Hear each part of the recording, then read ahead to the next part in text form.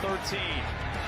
May team looking for it. Cam Kitchens was ready for it, and that's your ball game right there. He'll seal the deal on his third pick of the season. Welcome to the Simple Mind Sports Show. Patriots recap.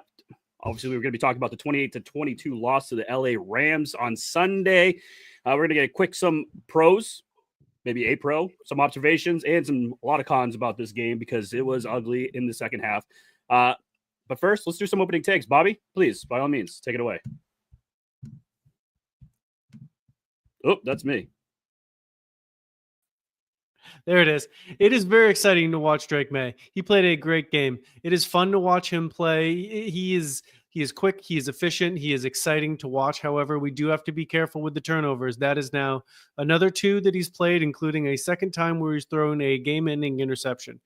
He is keeping us in these games. However, he is also losing them. So we do have to be careful. I think we are now coined the term, and we know exactly what fun losing is. We're fun losers now, not just losers. I like it. My opening take is that this coaching staff is putrid and is holding this team back. On offense, it's just a very, very vanilla offense. It doesn't seem like they're doing anything out of the ordinary. Yeah, there's a couple trick plays in there, but the wide receiver core, they obviously don't know how to run routes. It shows because obviously Douglas had turned and fucking turned around to catch that ball in the last play. The defense, Matt Stafford running down the field, showing cover 0, knowing that the cover 0 was coming, and Cooper Kupp 69-yard touchdown. Nice. So yeah, this coaching staff is what's holding this team back. Obviously they're rookies just as well. I mean, none of them have held that position before for coordinators or head coach. So we'll see, because apparently they're safe. So next year will be another year, but hopefully they can look in the offseason and be like, all right, we're the problem here. Let's get better, boys. I think we might be having a mystery guest coming on in a little bit. But before that, if you like what you hear, subscribe, rate, review, click that like button, click that follow button. Follow us on YouTube, Twitch, Facebook, Instagram, TikTok, you name it. And here he is now, live from Las Vegas, Nevada. There he is. Dick. Bunch of selfish cunts. We're selfish cunts. Let's just do it at 9 o'clock. Yeah, let's do it at 9 o'clock on my time. I can't do it. I can't do it at 3 o'clock. That's a word for me. Is it okay if you guys move it just an hour since I've been up since 3 a.m. on the fucking West Coast? Fuck you, Rich. We'll do it ourselves. Okay, cool. I'll just shift everything. No big deal. Thanks. We appreciate that. That was a very team player idea. If you could have just led with that from the beginning, we wouldn't be in this problem. You're right. It's my fault. I'm sorry. Rich, opening take. What's your opening take? Here you go. You're fat. Okay, great. Has anyone talked about how Drake May is yet again being made out to be the savior after another game-losing interception and a fumble? Has anyone talked about that yet? God damn it, am I sick of these Drake May apologists. I get it. The team blows. I get it. The defense was horrible. I understand that he's a rookie and he's our only hope. Help us, Obi-Wan. But he threw a game-losing interception again and had a bad strip sack that led to an immediate touchdown again. So fine, let's call him a rookie and let's give him a pass for rookie shit. But can we lay off the savior talk and Drake May is the only thing good coming out of this team? Like, come on. Can we tamper that down a little bit? This is the second loss that this has happened. Drake May's thrown a game-losing interception that nobody is giving him a criticism for it. I mean, nobody. There's no criticism anywhere for it, except for maybe Bedard, who keeps it real. Has anyone talked about that yet? I know I'm late. Nope. I talked about how the coaching staff is terrible and holding them back. Bobby talked about how Mac Jones, snip-snap, he had a good game and a bad game. No, he was mediocre. So that's Mac Jones. You guys got a Drake Mac May. Jones talk? Drake May. Sorry, Drake May. Sorry. Yeah, no, it was not. Yeah. Drake May. Sorry. Yeah. Great. Go ahead, Ray. This should be good. No, I already did mine. Oh, then start the show. Yes, sir.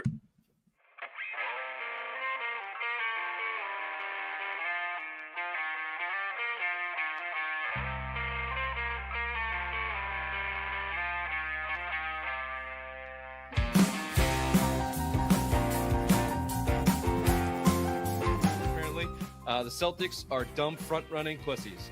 This is the same team they have been for 4 years running.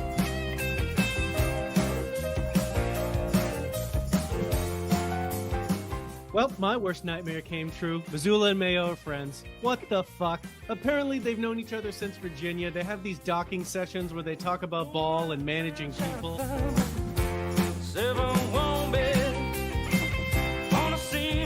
on vacation. I'm gonna quay all these. I'm gonna fucking watch them this week. Do you say Quay? Is it not quay? It's Q. It's Q. It's QUE. You idiot.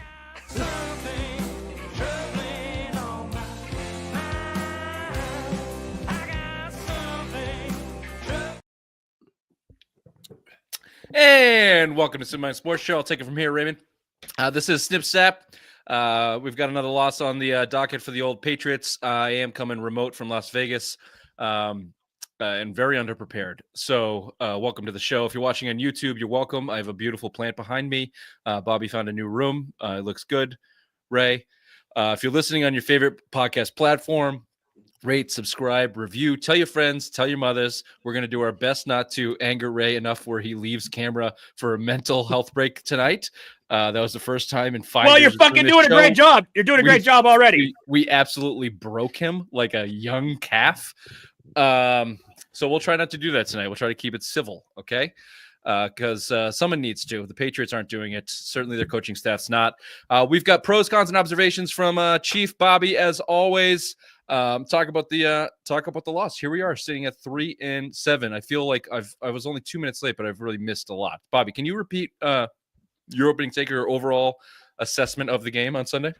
My opening take was that Drake May is exciting to watch. However, he lost the game as well. He turned the ball over with the fumble that lost the game and threw the game-winning interception. So I love watching the kid. He is the future, but he's got to clean that shit up. Thank you. Thank you for echoing that. Okay, let's just go with your observations and see what we got here. So they came into the game with a good offensive game plan. They were able to move the ball 382 total yards, most in the air. Appeared to set up succeed most of the game. 30 of 40, 282 yards, 2 touchdowns for May, 1 interception. If the Patriots can produce this level of offense moving forward, they will have taken a step forward. Play calling was good at times. A little nod to AVP there, Bobby. Also instances to be scrutinized, like in the fourth quarter. You mentioned go for it. Please explain. So when they kick the field goal when they're down on the goal line, instead of going for it to try and get that touchdown, personally, I think really they're at the point where this just in the season that anytime that they're in those sort of situations, they should be aggressive and go for the points. They have nothing to lose. See who can execute and who can't in pressure situations. Raymond, outside of coaching holding them back, which we definitely need to get to, specifically on the defensive side of the ball, any other assessment from the game? Yes, that they don't play all 4 quarters. That basically the first quarter looked brilliant, like they were actually had a plan in place. Second quarter started falling off. Halftime, no adjustments, no nothing. They just were like putrid in the third quarter. Fourth quarter, they pulled a horseshoe out of their ass, and it wasn't coaching; it was just luck because the Rams were trying to lose that game. I don't know if they're trying to lose the game on purpose, but two thoughts here. You came out of the Bears game. We mentioned it in the show last week that the overall excitement from that Bears loss, from the win against the Bears, was overhyped and overdone. And if it was a loss, we would be talking about people getting fired. So in post game, Gerard Mayo talked about that being a type of game plan that was sustainable. And we made fun of him because it wasn't sustainable. That was disgusting, Raymond. Wasn't sustainable offensively earlier in the year, so he's been snip-snapping left and right. We know that about Gerard Mayo. He puts his foot in his mouth constantly. What we saw from that defense in DeMarcus Covington, I go back to the well on this all season long. The transparency of stupid is driving me insane. The sustainability of that defense and what they did in Chicago was never going to work against Matt Stafford and the Rams. We said he was going to chew that secondary up, and he did. Do you know why? Because they blitzed him as much as they blitzed that dope Caleb Williams, because they got 9 sacks and got all sack happy and thought that was going to happen again. Instead of playing disciplined defense across the board, they got burnt, including that 0 blitz that took Cooper Kupp 69 yards to the house. It's just, nice. Thank you. Yeah, they're not they're not dialed in. DeMarcus Covington is over his head. They're over the head.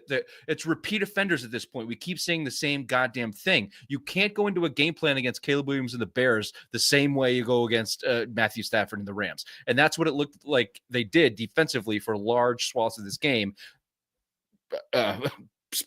particularly when Stafford was carving you up with Puka and Cooper Kupp, who both went over 100 yards. Did Puka score? Can't remember. Yes, he did. He got a touchdown. He had 2 touchdowns, right? I think They he at just least had had one. Okay. Well, over 100 yards for both of them. Puka had like 170 or something insane, and a touchdown for each of them. They chewed you up. And to your point, Ray, no defensive adjustments. In a game where it looked like the offense was holding their own from a coaching standpoint and a play calling standpoint, you can call DeMarcus Covington's name on that because he called that zero blitz. It's his job to call that. But Gerard Mayo needs to be front and center for this too. He needs to identify what's happening in the game and stop it. And they didn't. They just allowed it to happen for too long. And outside of the strip sack fumble that resulted in that touchdown, which really is, I think, lost you the game. Obviously, that stretch against the defense, it was something like 11 minutes where the Rams scored all their points or something insane. The play was lost. The game was lost in 3 plays. They lost the game in 3 plays. The 70-yard touchdown, the strip sack for a touchdown. I mean, and then the touchdown following it. That lost the game. That was too much to overcome. Yeah, lack of attention to detail. It continues to go back to coaching. Except Drake May did throw that pick, which I do want to get to. We'll see if you get to it here as I ramble through Bobby's observations, cons, and pros. Second observation, they came into the game with a good up. Oh, I already did that one. Oh, you doubled me up. Oh, you Ron Burgundy me. You son of a bitch. You Ron Burgundy me. Gotcha. I will read what's in the email. I know, great. Now that I know that, perfect. Gotcha.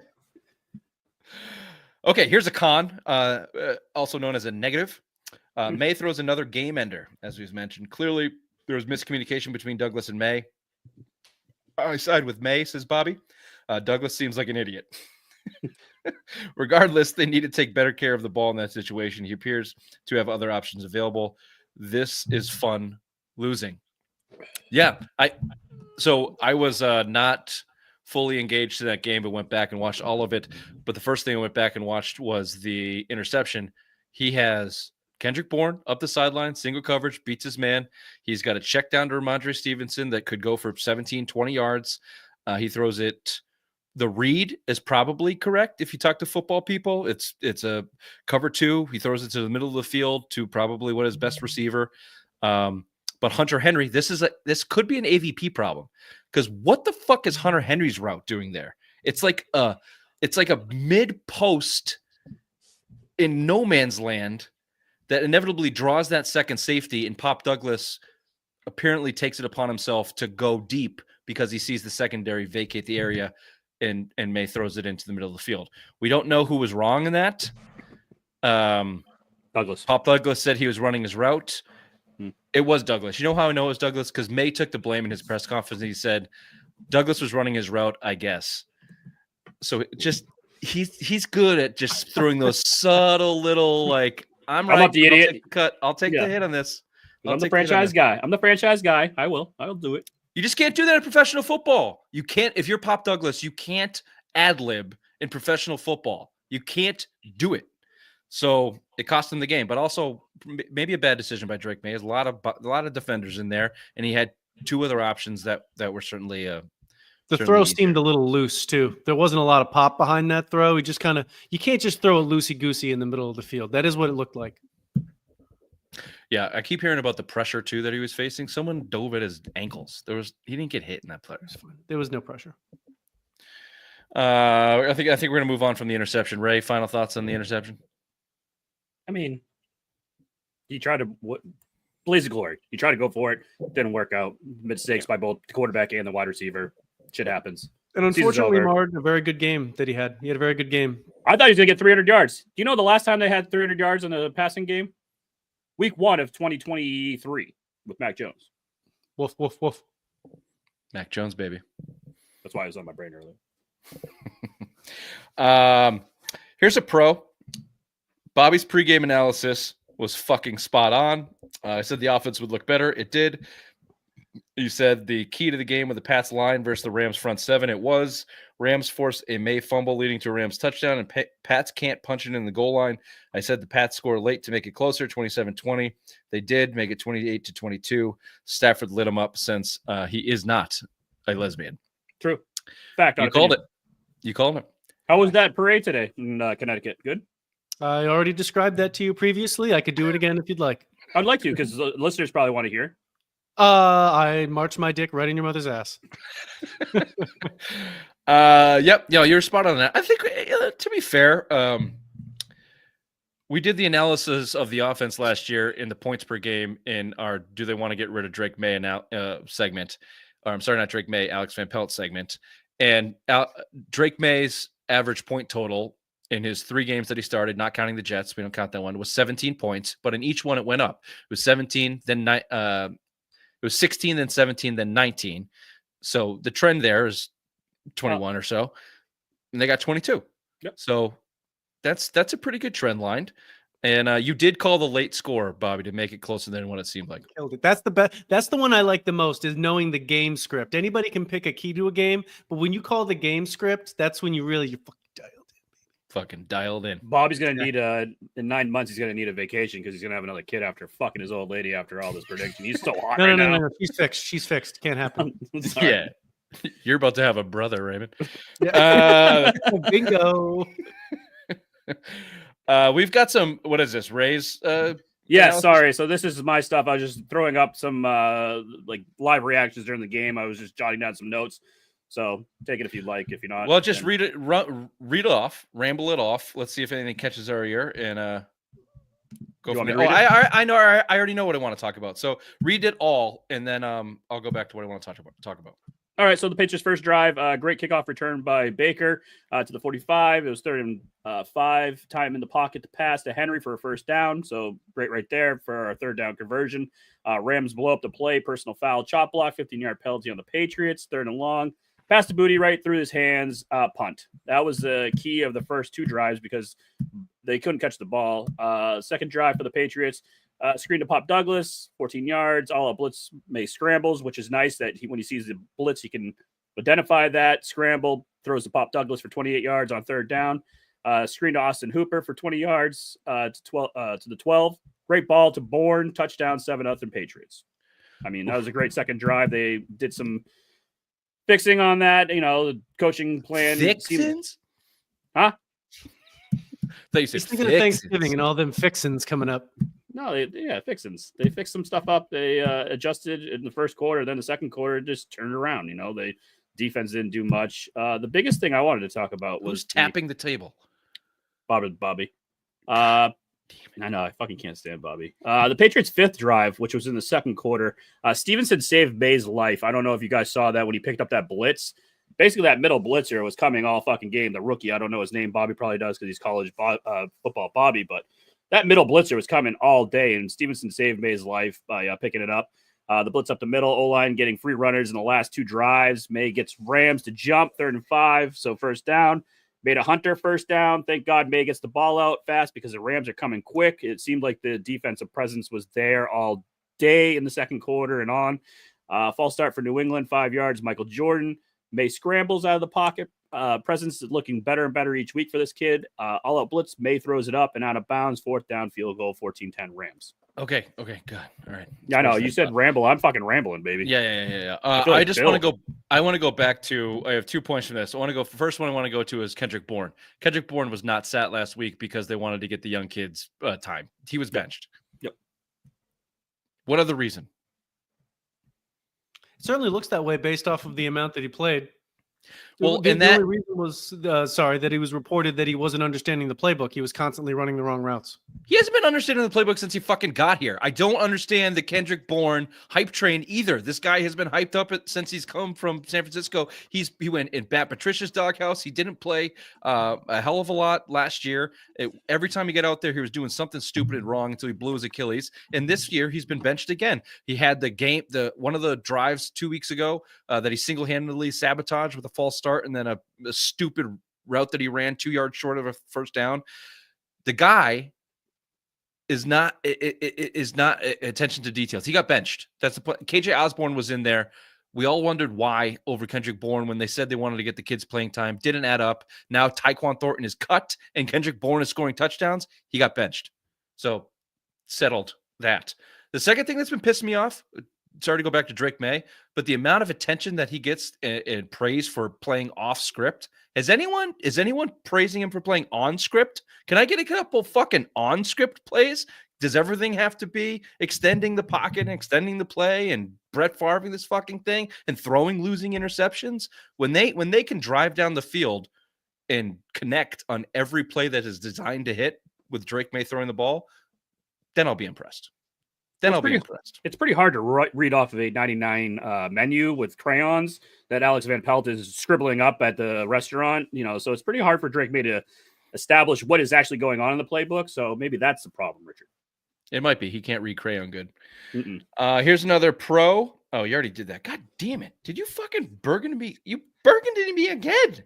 What are you doing? You're just doubling up everything. Here's another con. Mistakes. They basically lost the game in 2 plays, although we found out it was 3. Drake's fumble in the end zone recovered by Pat's 11. Next play, touchdown. Earlier in the third quarter, 70-yard pass to Cooper Kupp, 0 blitz, Patriots. And then the interception, obviously, we talked about. New England soft zone was shredded by Puka Nacua and Kupp. Where did all the man coverage go? So that's a good point. I did say same game plan that they had against Caleb Williams that they brought against Matt Stafford. But you can't do it because Matt Stafford's a Super Bowl winning quarterback and he has 2 all-pro fucking wide receivers on his team, where Caleb Williams is a rookie and makes rookie mistakes and is a lesbian, which we found out, and his wide receivers gave up on him. So you can't bring the same game plan when you have that tomato. Well, this is true, but Bobby brings up a conflicting point that they played more zone in this game than they played. It was all soft zone. That's every catch from Puka Nacua. They would show the replay. There's 3 guys standing, and he just runs right in, and just the ball just drops in each time. It was just 15, 20, 25. They were just gutting it the whole game. They never changed it. I never saw, in all these completions, I never saw Gonzalez anywhere near Kupp or Nacua. They were going away from, they were shaded away from his coverage. It was always around Del Pettis, Marco Wilson, and sometimes Marcus Jones. So man coverage at least would have given their best player on one of those 2 guys at all times. They haven't been good at zone all year long, and the fact that they did not make the adjustment, so I don't know. You're gonna have to split my take on that.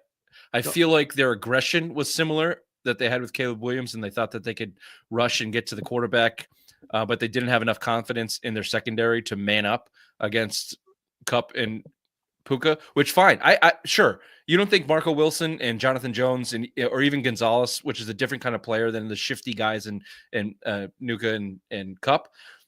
But once you get destroyed, like you need to do something. Switch it up. There was no adjustments.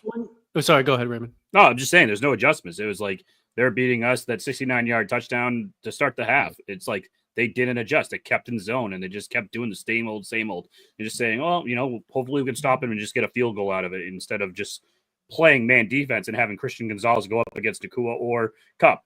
They refuse to do it. Yeah, your Covington point before is well taken because he never gets it right. I feel like AVP actually got it right in this game. If you watch the game in full, they're always moving the ball. They're never getting stopped, and you can see how their game plan laid out had success. Their defensive setup, I didn't quite understand. And even as bad as it was, I still think the team was set up good enough to win the game, and I think the players fucked it up. I don't think this was by any means a great coaching job, but I think that it was laid out for them to win the game. If there wasn't the key mistakes, I think the players ultimately fucked it up.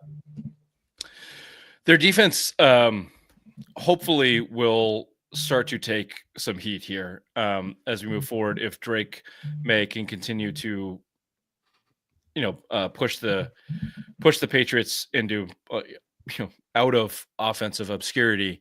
But they came into the game. The Rams did 31st in rushing in the league.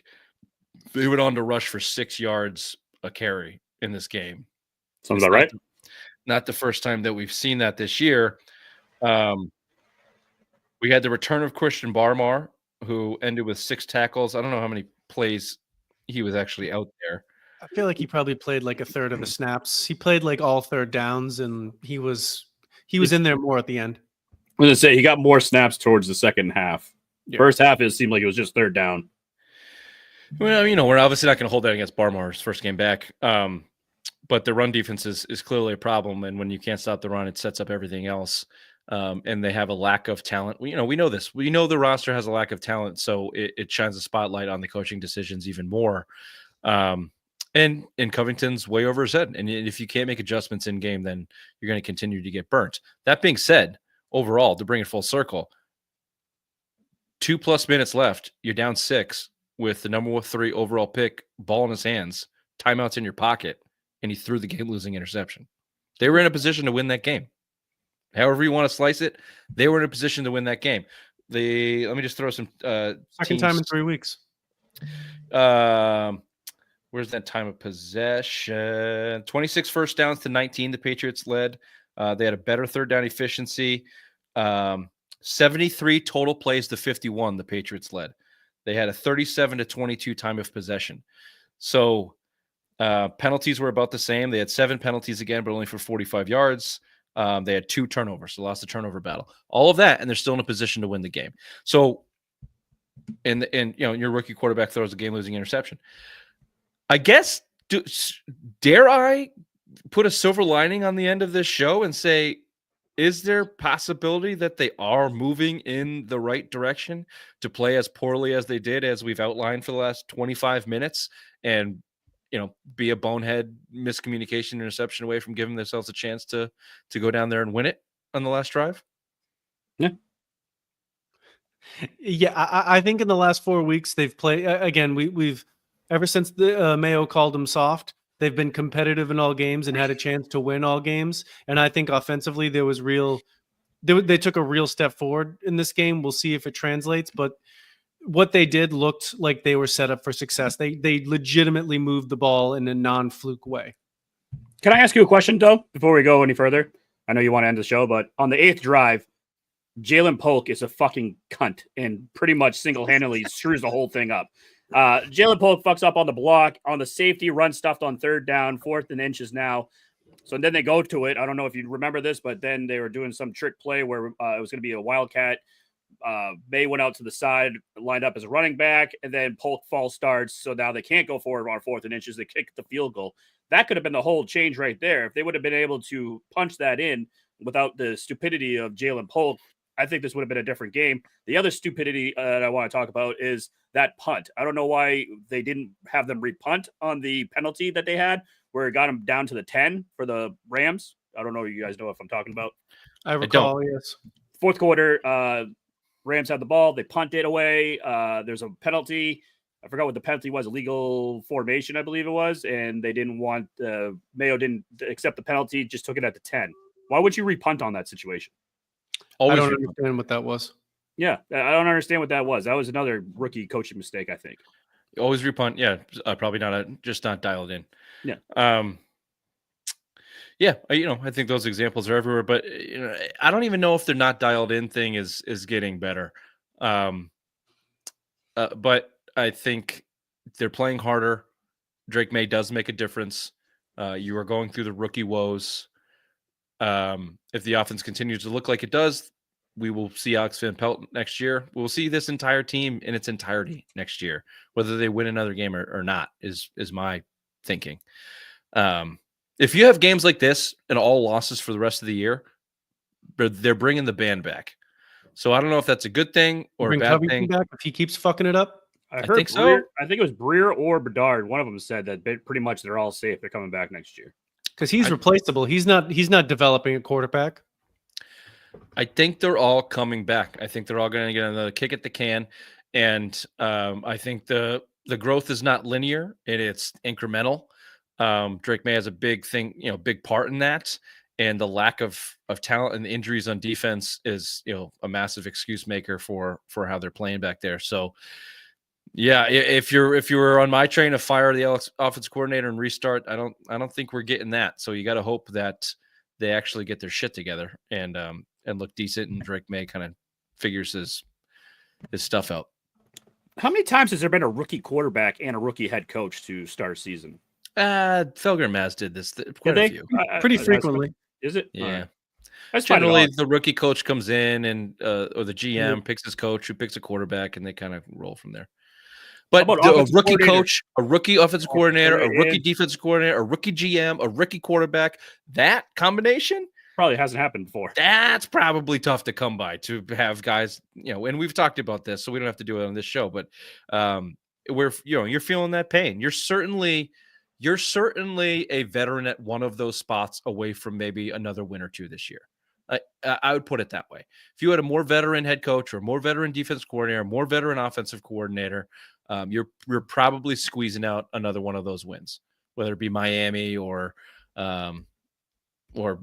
Sunday or whatever. You can pick. You can go back and look at it, but certainly the inexperience on the coaching staff is hurting them now this season, and the inexperience in the front office hurt them to start the season building this shitbag roster.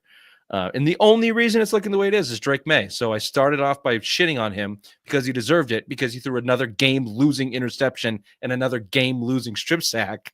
However, he's probably the best thing you have going. So take that for what it's worth. All right, gents. Glad I was able to make it. Kudos to me. Thank you, me. Hey, maybe you'll make the meeting next week too. Appreciate you having it. It's up in the air. Maybe you'll actually be able to do the show as regularly scheduled, Ray. Until then, catch us on Thursday live on Facebook, Twitch, and YouTube. Go rate, subscribe, review. Check out simplemindsports.com for all the exclusive content and the behind the paywall that you're not going to want to miss. You can find that in the link in the bio and simplemindsports.com. Till then, bye-bye. Bye. Put it all in red tonight, Richard.